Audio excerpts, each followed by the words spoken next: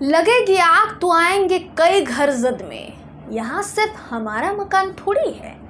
जो भारतीय जनता पार्टी अन्य पार्टियों में आपसी मतभेद और लड़ाई झगड़े की बात करती आ रही थी, अभी तक करती आ रही है, आज आलम यह है दोस्तों कि अपनी ही पार्टी के लोग अपनी ही सरकार के खिलाफ खड़े हो गए हैं, अपनी ही सरकार के खिलाफ मोर्चा खोल रहे हैं। मणिपुर की हालत कुछ ऐसी ही है। मणिपुर की हालत दिन पर दिन बद से बदतर होती चली जा रही है। लगभग 4 महीने बीत चुके हैं दोस्तों हिंसा को, लेकिन राज्य में शांति बहाली के उपाय खोजने के बजाय प्रधानमंत्री नरेंद्र मोदी जी बाकी लोगों से अपना YouTube चैनल सब्सक्राइब करने की अपील करते हैं। वहीं दूसरी तरफ चुनावी राज्यों में रैलियां करते हुए नजर आते हैं, कांग्रेस को घेरते हुए नजर आते हैं, विपक्षी पार्टी पर कटाक्ष करते नजर आते हैं। लेकिन क्या एक राज्य की जनता से ज्यादा जरूरी इस वक्त चुनावी भाषण हो गया है?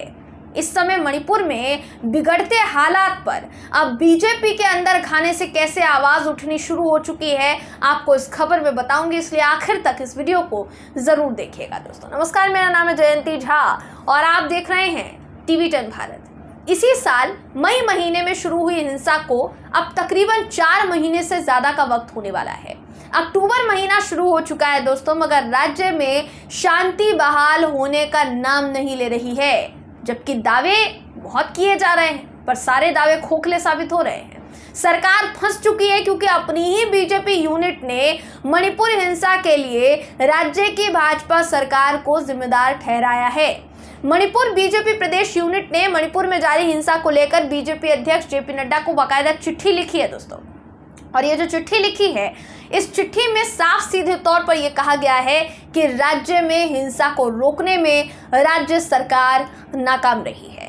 राज्य की पार्टी प्रमुख A शारदा देवी, जिनका बयान बीते दिनों सामने आया था कि भीड़ ने उनका घर जलाने की कोशिश की और उनके परिवार पर हमला किया, अब उन्हीं बीजेपी पार्टी प्रमुख ने राज्य प्रमुख ने दोस्तों उनके नेतृत्व में 8 नेताओं ने अपनी सरकार पर आरोप लगाया है। साथ ही PM नरेंद्र मोदी से मिलने की मांग भी की है। इस चिट्ठी में आगे की बात की जाए तो आगे ये भी लिखा है कि जनता के गुस्से और विरोध से अब स्थिति धीरे धीरे बदल रही है, यानी बिगड़ती चली जा रही है और इसका एकमात्र दोष पूरे राज्य की सरकार पर आ गया है। JP नड्डा से म्यांमार के अवैध प्रवासियों के बायोमेट्रिक पहचान की प्रक्रिया को जल्द से जल्द पूरा करने की मांग भी की गई है। केंद्रीय गृह मंत्रालय से इस बात का आग्रह किया गया है कि जल्द से जल्द इसको पूरा किया जाए ताकि राज्य में NRC को जल्दी से लागू किया जा सके, यानी उपाय सुझाए जा रहे हैं यूनिट की तरफ से। जो लोग हिंसा से प्रभावित हुए हैं उन्हें मुआवजा देने की मांग भी इस चिट्ठी में की गई है।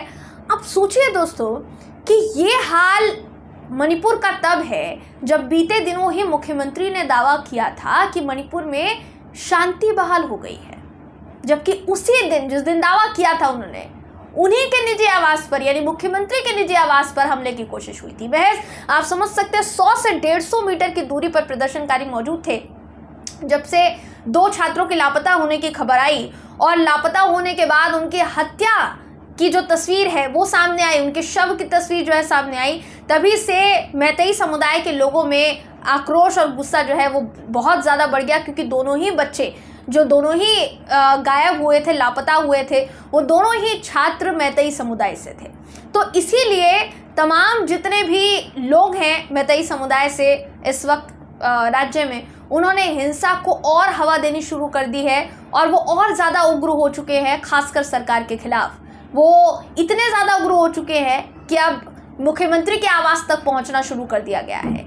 देखने वाली बात यहाँ पर यह होगी दोस्तों कि इस पूरे हिंसा को रोकने में हमारे देश के प्रधानमंत्री नरेंद्र मोदी जी कोई कदम उठाते हैं या फिर नहीं, या फिर चैनल सब्सक्राइब करने की अपील ही करते रहेंगे, क्योंकि मामला बहुत आगे बढ़ चुका है। अब तो अपनी ही पार्टी गुहार लगा रही है कि कुछ एक्शन ले लीजिए, क्योंकि राज्य सरकार तो किसी काम की नहीं रही, उसने तो कुछ किया नहीं, कम से कम आप तो कर दीजिए, आप तो ध्यान दीजिए मणिपुर पर, ये मांग की जा रही है। देखना होगा दोस्तों इस मांग पर ध्यान दिया जाता है या फिर नहीं। फिलहाल इस खबर में बस इतना ही। आप इस खबर पर क्या सोचते हैं, आपकी इस पर क्या राय है, कमेंट करके मुझे जरूर बताइएगा। वीडियो अगर आपको पसंद आया हो तो वीडियो को लाइक कीजिए, शेयर कीजिए, चैनल को सब्सक्राइब करना बिल्कुल भी ना भूलें। फेसबुक पर अगर आप हमारा वीडियो देख रहे हैं तो फेसबुक पेज को फॉलो करें और लाइक करें। फिर मुलाकात होगी आपसे अगली वीडियो में, तब तक के लिए नमस्कार।